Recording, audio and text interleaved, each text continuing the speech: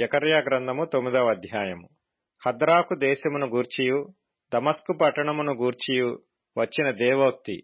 ఎలయనగా యెహోవా సర్వనరులను ఇశ్రాయేలు గోత్రపు వారినందరినీ లక్ష్యపెట్టువాడు గనుక దాని సరిహద్దును ఆనుకొనియున్న హమాతును గూర్చియు జ్ఞాన సమృద్ధి గల తూరు సీదోనులను గూర్చియు అది వచ్చెను.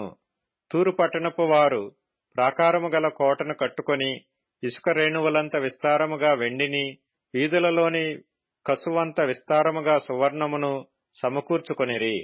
యెహోవా సముద్రమందుండు దాని బలమును నాశనము చేసి దాని ఆస్తిని నరుల చేతికి అప్పగించును. అది అగ్నిచేత కాల్చబడును. అష్కెలోను దానిని చూచి జడియును. గాజా దానిని చూచి బహుగా వణుకును.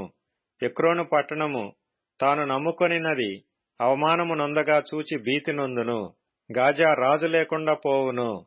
అష్కెలోను నిర్జనముగా ఉండును. అష్డోదులో సంకరజనము కాపురముండును. ఫిలిష్తీల అతిశయాస్పదమును నేను నాశనము చేసేదను.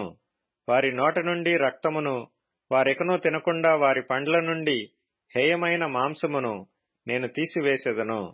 వారును శేషముగా నుందురు.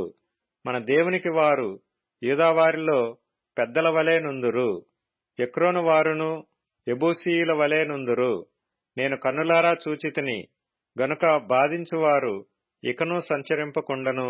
తిరుగులాడు సైన్యములు నా మందిరము మీదికి రాకుండను. దానిని కాపాడుకొనుటకై నేనొక దండుపేటను ఏర్పరచెదను. సియోను నివాసులారా బహుగా సంతోషించుడి. యెరూషలేము నివాసులారా ఉల్లాసముగా ఉండుడి. నీ రాజు నీతిపరుడును రక్షణ గలవాడును దీనుడునై గాడిదను గాడిద పిల్లను ఎక్కి నీ యొద్దకు వచ్చుచున్నాడు. ఎఫ్రాయిములో రథములుండకుండా నేను చేసెదను.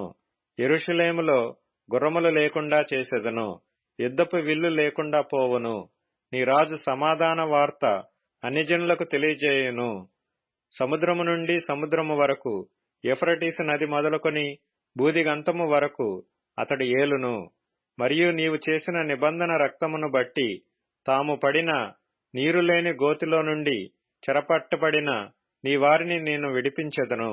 బంధకములలో పడియుండియు నిరీక్షణ గలవారులారా మీ కోటను మరలా ప్రవేశించుడి. రెండంతలుగా మీకు మేలు చేసేదనని నేడు నేను మీకు తెలియజేయుచున్నాను. యూదావారిని నాకు విల్లుగా వంచుచున్నాను. ఎఫ్రాయిము వారిని బాణములుగా చేయుచున్నాను. సీయోను నీ కుమారులను రేపుచున్నాను. శూరుడు ఖడ్గము ప్రయోగించున్నట్లు నేను నిన్ను ప్రయోగింతును. గ్రేకీయులారా సీయోను కుమారులను మీ మీదికి రేపుచున్నాను. యెహోవా వారికి పైగా ప్రత్యక్షమగును. ఆయన బాణములు మెరుపువలే విడువబడును.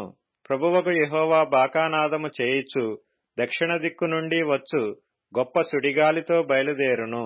సైన్యములకు అధిపతియగు యెహోవా వారిని కాపాడును గనుక వారు భక్షించుచు వడిసెల రాళ్లను అణగద్రొక్కుచు త్రాగుచు ద్రాక్షారసము త్రాగువారి వలె బొబ్బలిడుచు బలిపశు రక్త పాత్రలను బలిపీఠపు మూలలను నిండునట్లు రక్తముతో నిండియుందురు. నా జనులు యెహోవా దేశములోని కిరీటమందలి రత్నముల వలె నున్నారు గనుక కాపరి తన మందను రక్షించున్నట్లు వారి దేవుడైన యెహోవా ఆ దినమున వారిని రక్షించును.